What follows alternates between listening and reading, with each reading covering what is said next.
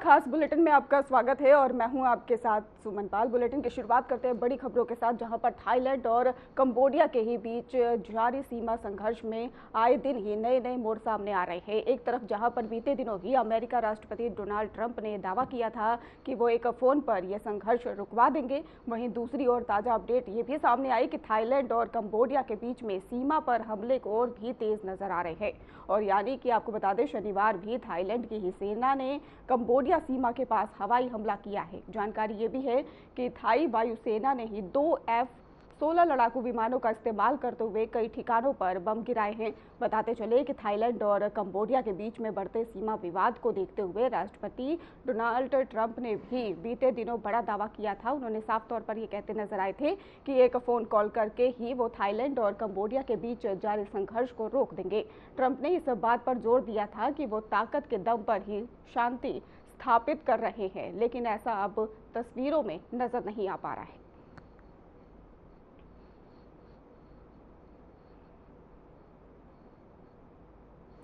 उत्तर प्रदेश की सियासत एक बार फिर से गरमाने को तैयार है। 19 दिसंबर को ही शुरू हो रहा यूपी विधानसभा का ही शीतकालीन सत्र छोटा है, लेकिन मुद्दे बड़े हैं। एक तरफ योगी सरकार का एजेंडा अनुपूरक बजट और विकास कार्यों, तो दूसरी तरफ ही विपक्ष का हमला, SIR, महंगाई, बेरोजगारी, कानून व्यवस्था और इसके साथ ही सदन के भीतर तीखी बहस के आसार है।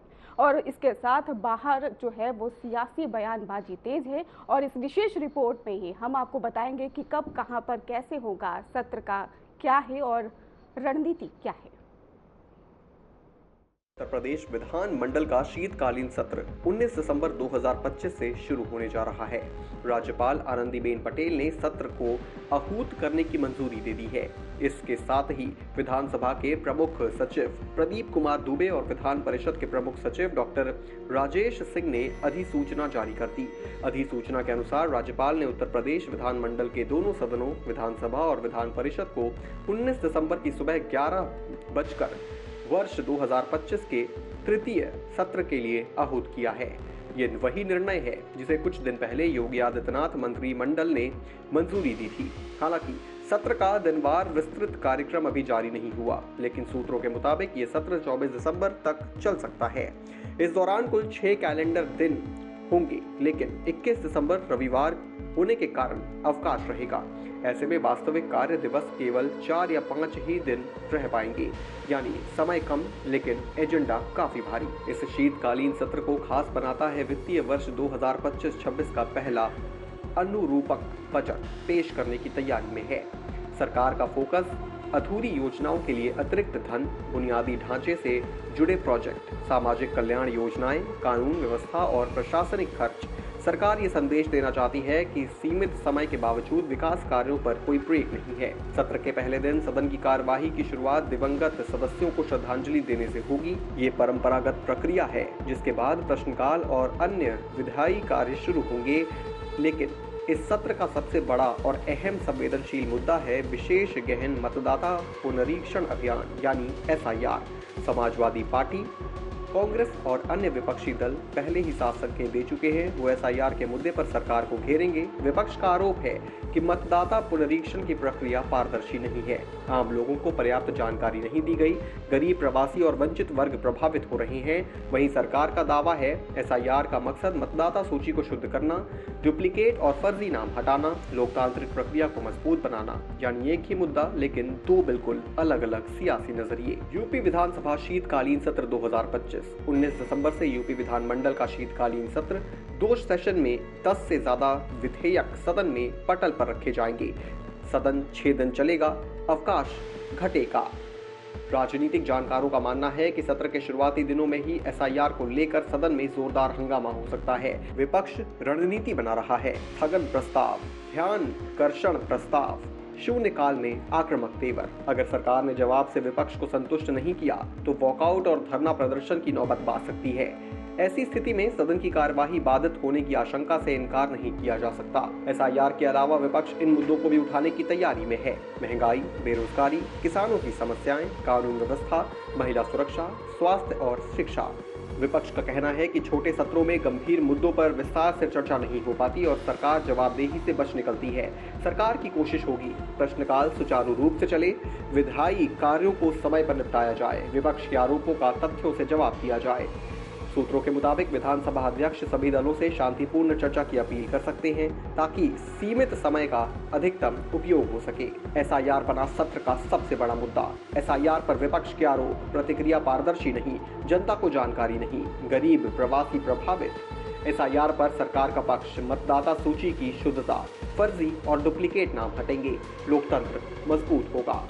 राजनीतिक रूप से क्यों अहम है ये सत्र? हालांकि शीतकालीन सत्र छोटा है, लेकिन राजनीतिक दृष्टि से बेहद अहम माना जा रहा है। आगामी चुनावी माहौल, मतदाता सूची से जुड़ा एसआईआर, सरकार बनाम विपक्ष का सीधा टकराव। ये सत्र ये भी तय करेगा कि आने वाले महीनों में उत्तर प्रदेश की राजनीति किस दिशा में जाएगी। वित्तीय वर्ष 2025-26 का पहला अनुपूरक बजट इस सत्र की सबसे अहम विधायी प्रक्रिया मानी जा रही है। अनुपूरक बजट को अक्सर सरकार की प्राथमिकताओं का आईना माना जाता है। सूत्रों के मुताबिक इस बजट में ग्रामीण विकास, शहरी आधारभूत ढांचे, स्वास्थ्य सेवाओं, पुलिस व्यवस्था और सामाजिक योजनाओं के लिए अतिरिक्त प्रावधान दिए जा सकते हैं। राजनीतिक दृष्टि से ये बजट बेहद महत्वपूर्ण है क्योंकि इससे सरकार ये संदेश देना चाहती है कि चुनावी माहौल के बीच भी विकास की रफ्तार थमी नहीं है। वहीं विपक्ष इस बजट को आंकड़ों और जमीनी हकीकत के पैमाने पर कसने की तैयारी में है। अनुरूपक बजट में क्या संभव? ग्रामीण विकास, शहरी इंफ्रास्ट्रक्चर, स्वास्थ्य सेवाएं, पुलिस और कानून व्यवस्था, सामाजिक कल्याण योजनाएं। कुल मिलाकर उत्तर प्रदेश विधानसभा का ये शीतकालीन सत्र भले ही दिनों के लिहाज से छोटा हो, लेकिन सियासत के लिहाज से बेहद भारी पड़ने वाला है। एक तरफ योगी सरकार अनुरूपक बजट और विकास के एजेंडे के साथ सदन में उतरने की तैयारी में है, तो दूसरी तरफ विपक्ष। बीजेपी के राष्ट्रीय अध्यक्ष जगत प्रकाश नड्डा ने पार्टी के नए प्रदेश कार्यालय का शिलान्यास किया है और इसके बाद जेपी नड्डा अभिनंदन समारोह के लिए खुली गाड़ी में ही पीटर हॉफ शिमला पहुंचे हैं और जहां पर आपको बता दें, इस दौरान कार्यकर्ताओं ने पुष्प वर्षा करके ही उनका जोरदार स्वागत किया है और इस दौरान ही इस अवसर पर प्रदेश प्रभारी श्रीकांत शर्मा और सह प्रभारी संजय टंडन और बीजेपी प्रदेश अध्यक्ष डॉक्टर राजीव बिंदल, नेता प्रतिपक्ष जयराम ठाकुर और पूर्व केंद्रीय मंत्री अनुराग ठाकुर, संगठन महामंत्री सिद्धार्थन सहित कई अन्य नेता मौजूद रहे। अभिनंदन रैली को संबोधित करते हुए जेपी नड्डा ने शुरुआत मां तारा देवी और जाखू मंदिर के आराध्य बजरंग बली के आशीर्वाद के साथ किया है। उन्होंने कहा है कि केवल एक राजनीतिक सभा नहीं बल्कि एक राष्ट्र निर्माण के संकल्प को दोहराने का अवसर है।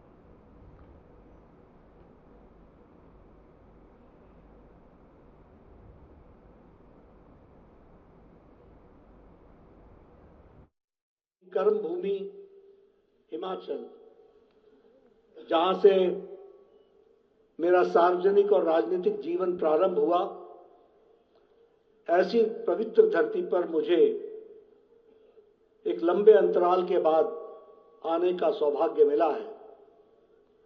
और जब मैं यहां आया हूं तो अपने थोड़ा पीछे और दाहिनी की तरफ मां तारा देवी को नमन करता हूं और उनसे आशीर्वाद मांगता हूं। और मेरे सामने ऊपर चोटी पर जाखू मंदिर में विराजमान संकट मोचक बजरंग बली को भी नमन करके अपनी बात को प्रारंभ करता हूं।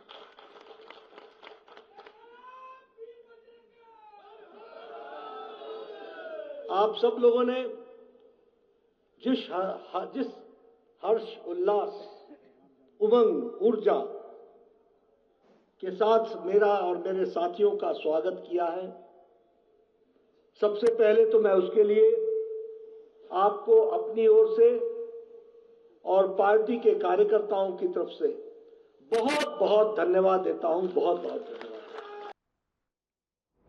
वहीं 13 दिसंबर 2001 का दिन भारतीय लोकतंत्र के इतिहास में एक काले अध्याय के रूप में दर्ज है और इसी दिन देश की संसद पर ही सुनियोजित आतंकी हमला किया गया, जिसने कि न सिर्फ देश की सुरक्षा व्यवस्था को चुनौती दी बल्कि भारत की राजनीतिक और रणनीतिक सोच को भी नई दिशा दी है। हमले के समय संसद भवन में लोकसभा और राज्यसभा की कार्रवाई स्थगित हो चुकी थी और तभी हथियारों से लैस आतंकवादी सुरक्षा घेरे को तोड़ते हुए संसद परिसर में घुस आए। उनका मकसद साफ था, देश की सर्वोच्च लोकतांत्रिक संस्था को निशाना बनाकर बड़े पैमाने पर तबाही मचाना। हालांकि सुरक्षा बलों की तत्परता के कारण ही आतंकियों की यह साजिश नाकाम हो गई और आज पूरा देश उन सुरक्षा कर्मियों और शहीदों को श्रद्धांजलि अर्पित कर रहा है, जिन्होंने 24 वर्ष पहले ही 13 दिसंबर 2001 को हुए आतंकवादी हमले में संसद की रक्षा करते हुए अपनी जान गंवाई। और इस अवसर पर ही संसद भवन परिसर में सुरक्षा कर्मियों और शहीदों को पुष्पांजलि अर्पित करने के लिए एक कार्यक्रम आयोजित किया गया। सांसदों ने सुरक्षा कर्मियों और शहीदों को पुष्पांजलि अर्पित किया है। उपराष्ट्रपति सीपी राधाकृष्णन और प्रधानमंत्री नरेंद्र मोदी अन्य सांसदों ने आज वर्ष 2001 में संसद पर हुए हमले की बरसी पर उसमें जान गंवाने वाले सुरक्षा कर्मियों को श्रद्धांजलि अर्पित की है। इस दौरान राहुल गांधी भी पहुंचे और उन्होंने भी श्रद्धांजलि अर्पित की।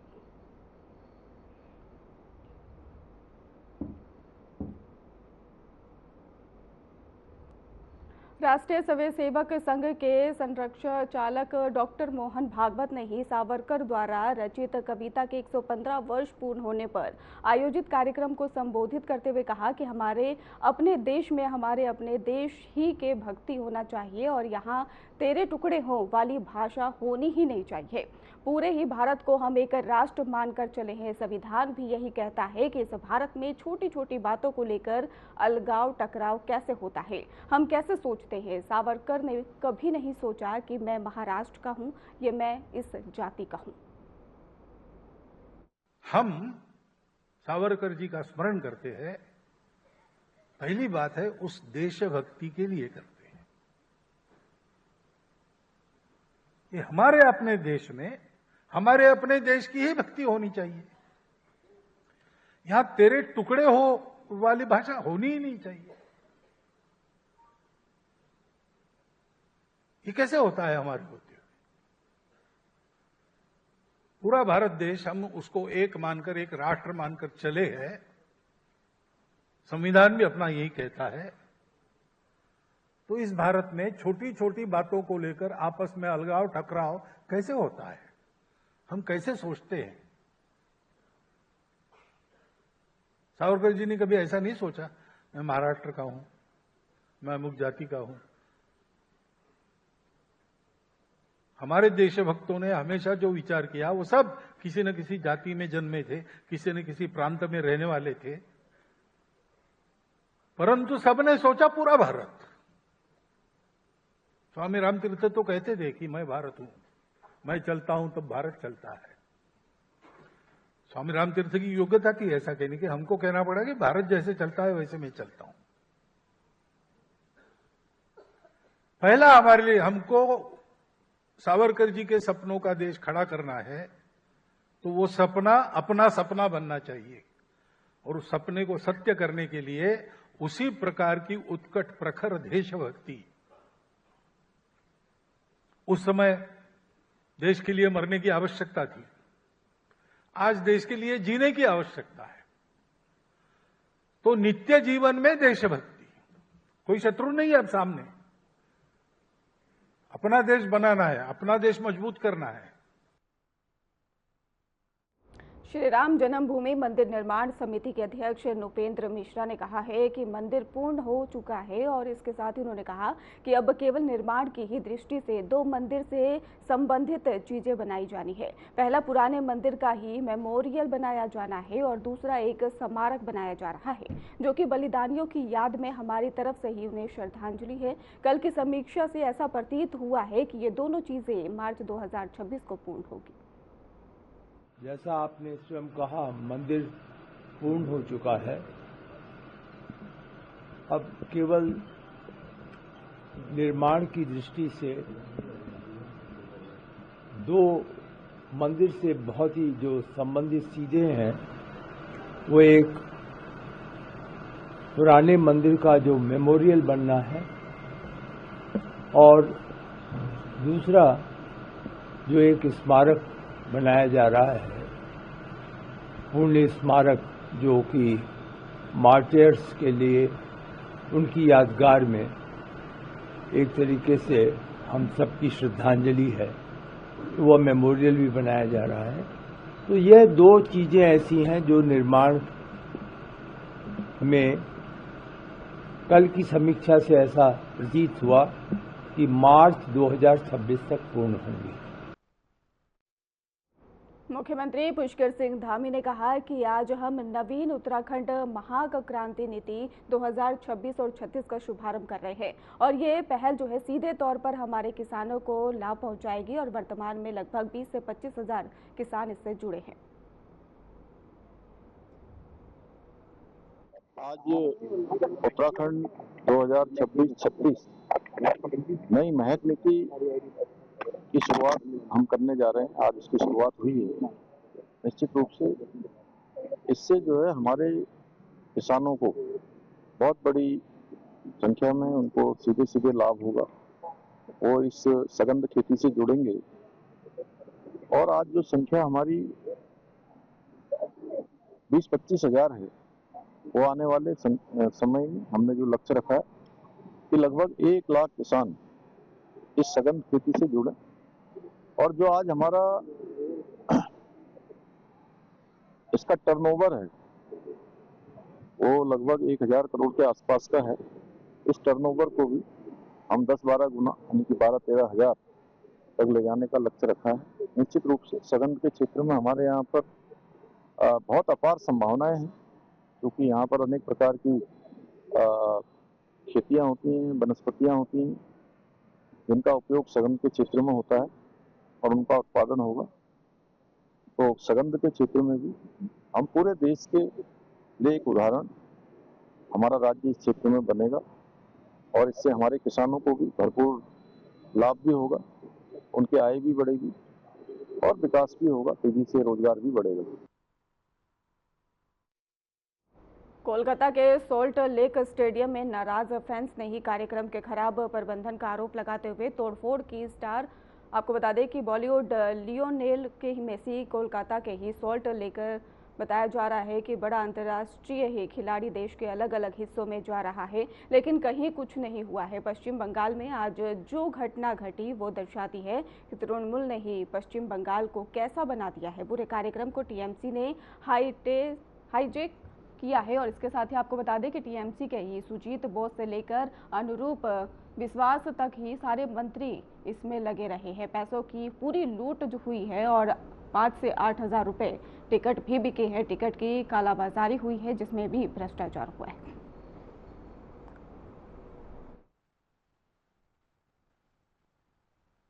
इतना बड़ा एक इंटरनेशनल प्लेयर भारत के अलग अलग हिस्से में जा रहे हैं, कहीं पे कुछ नहीं हो रहा है। पश्चिम बंगाल में आज जो घटना घटी वो दर्शाता है कि पश्चिम बंगाल में तृणमूल कांग्रेस ने तृणमूल कैसे पश्चिम बंगाल को बना दिया है, क्योंकि पूरा जो प्रोग्राम है इसमें शुरू से लेकर अंत तक पश्चिम बंगाल में जो प्रोग्राम हो रहा है वो पूरा तृणमूल ने हाईजैक किया है। तृणमूल के सुजीत बोस से लेकर अरूप विश्वास से लेकर सारे मंत्री इसमें लगे हुए हैं। पैसे की इसमें लूट हुई है। 5,000 8,000 रुपये की टिकट भी बेची गई, उसमें टिकट की भी कालाबाजारी हुआ, इसमें करप्शन हुआ। मतलब तृणमूल कांग्रेस रहेगा और करप्शन नहीं होगा, ये तो हो नहीं सकता। इसमें भी करप्शन हुआ। बोतल जेब होके वो भी तृणमूल के लोग हैं, अरूप विश्वास के लोग बोल रहे हैं लोग कि अरूप विश्वास के लोग हैं। हनुमानगढ़ में एथेनॉल फैक्ट्री को लेकर चल रहा किसान आंदोलन अब बड़े मोड़ पर पहुंच गया है। प्रशासन और किसानों के बीच हुई बातचीत के बाद सहमति बनी है। प्रशासन ने साफ किया है कि अगर जांच में किसी भी तरह की गड़बड़ी सामने आती है तो फैक्ट्री को हटाया भी जा सकता है। किसानों की मांगों को लेकर रिव्यू होगा और इस खास रिपोर्ट में हम आपको दिखाएंगे कि हनुमानगढ़ फैक्ट्री विवाद आखिरकार इतना क्यों बढ़ गया है। आंदोलन की वजह और शुरुआत आखिरकार क्या रही, पहले हम आपको वो बताते हैं। हनुमानगढ़ जिले में प्रभावित इथेनॉल फैक्ट्री को लेकर किसानों में नाराजगी लंबे समय से बनी हुई थी। किसानों का कहना है कि फैक्ट्री लगने से इलाकों का पर्यावरण खराब होगा और खेती किसानों पर सीधा असर पड़ेगा। इसी आशंका के चलते किसानों ने आंदोलन शुरू किया। स्थिति में बदलाव देखने को मिला। जिला कलेक्ट्रेट के सभागार में अधिकारियों, भाजपा नेताओं और किसान प्रतिनिधि मंडल के बीच लंबी वार्ता हुई। इसमें एडीजीपी, आईजी और जिला कलेक्टर और एसपी सहित वरिष्ठ अधिकारी मौजूद रहे। भाजपा की ओर से सादुल शहर विधायक गुरवीर सिंह बराड़ ने किसानों की समस्या को सामने रखकर सकारात्मक पहल की। वार्ता के दौरान किसानों ने फैक्ट्री के मानकों और संभावित प्रदूषण को लेकर चिंता जताई। विधायक गुरवीर बराड़ के प्रयासों से प्रशासन और किसानों के बीच सहमति बन गई। अधिकारियों ने वादा किया कि फैक्ट्री के सभी पर्यावरणीय मानकों की दोबारा समीक्षा की जाएगी और यदि कोई अनियमितता पाई गई तो सख्त कार्रवाई होगी। वहीं किसानों को हुए नुकसान का भी दावा सामने आ रहा है। किसानों का आरोप है कि फैक्ट्री के लिए किए गए शुरुआती काम और सर्वे के दौरान खेतों से होकर भारी मशीनें गुजरी, जिससे फसलों को नुकसान पहुंचा। कई किसानों का कहना है कि खेतों की मेड़ें टूट गई, जमीन की उर्वरता पर भी असर पड़ा। इसके अलावा किसानों को समय पर मुआवजा नहीं मिला। शिकायतें भी सामने आई। सहमति के अनुसार फैक्ट्री का निर्माण कार्य तब तक पूरी तरह बंद रहेगा जब तक समीक्षा पूरी तरह नहीं हो जाती। वहीं टिब्बी क्षेत्र में इंटरनेट सेवा आज भी बंद है, जिससे स्थानीय लोगों को बैंकिंग, शिक्षा और अन्य जरूरी कामों में परेशानी का सामना करना पड़ रहा है। किसानों ने कहा कि वे शांतिपूर्ण तरीके से आंदोलन जारी रखेंगे, लेकिन कोई हिंसा नहीं होगी। सहमति के बाद 17 दिसंबर को प्रस्तावित महापंचायत के स्थगित होने की संभावना है। किसानों का कहना है कि उन्हें प्रशासन और आश्वासन मिला है कि फैक्ट्री से प्रदूषण नहीं फैलेगा। पानी और पर्यावरण से जुड़ा नुकसान है। किसानों का कहना है कि एथेनॉल फैक्ट्री के लिए बड़ी मात्रा में पानी की जरूरत होगी, जिससे पहले से ही जल संकट झेल रहे इलाके में भूजल स्तर और नीचे चला जाएगा। इससे सिंचाई भी प्रभावित होगी और भविष्य में फसल उत्पाद घटने का खतरा है। किसानों को डर है कि फैक्ट्री से निकलने वाले काला कचरा और रसायन जमीन और पानी को प्रदूषित कर सकते हैं। आंदोलन के चलते किसानों को रोजमर्रा के काम छोड़कर धरना प्रदर्शन पर बैठना पड़ा। इससे खेती का काम प्रभावित हुआ और कई किसानों को आर्थिक नुकसान झेलना पड़ा। इसके साथ ही इलाके में तनाव का माहौल भी बना रहा। स्थिति को देखते हुए जिला प्रशासन ने किसानों के प्रतिनिधियों के साथ बैठक की। किसानों ने अपने नुकसान अधिकारियों के सामने रखे। बातचीत के बाद प्रशासन ने भरोसा दिलाया कि फैक्ट्री से जुड़े सभी पहलुओं की दोबारा समीक्षा की जाएगी और अगर किसी तरह की गड़बड़ी सामने आई तो फैक्ट्री को हटाने का फैसला भी लिया जाएगा। स्थानीय प्रशासन ने पूरे इलाके में पुलिस की तैनाती बढ़ा दी गई है। सुरक्षा के लिए भारी पुलिस बल क्षेत्र में मौजूद है। बाजार और दुकानें खुली हैं और क्षेत्र में फिलहाल माहौल शांत है। अधिकारियों ने कहा किसी भी अप्रत्याशित घटना से निपटने के लिए सतर्कता बरतनी चाहिए। इस विवाद का हल किसानों, प्रशासन और विधायक के बीच हुए संवाद और सहमति के माध्यम से निकाला है। फैक्ट्री के निर्माण कार्यों को रोकने और मानकों की समीक्षा करने का निर्णय स्थानीय निवासियों और किसानों की सुरक्षा के लिए महत्वपूर्ण कदम माना जा रहा है। अब देखना यह होगा कि समीक्षा पूरी होने के बाद फैक्ट्री निर्माण की प्रक्रिया किस दिशा में बढ़ती है। रिव्यू प्रक्रिया और आश्वासन भी दिया गया है। प्रशासन की ओर से कहा गया है कि रिव्यू प्रक्रिया में किसानों को हुए नुकसान, पर्यावरण प्रभाव और जल की स्थिति को प्रमुखता से देखा जाएगा। किसानों के प्रतिनिधियों को भी रिव्यू में शामिल किया गया है ताकि किसी के साथ अन्याय ना हो। सहमति बनने के बाद किसानों ने फिलहाल आंदोलन स्थगित कर दिया है। हालांकि किसानों ने साफ कह दिया है कि अगर रिव्यू में उनकी बातों को नजरअंदाज किया गया तो वो दोबारा आंदोलन शुरू करेंगे।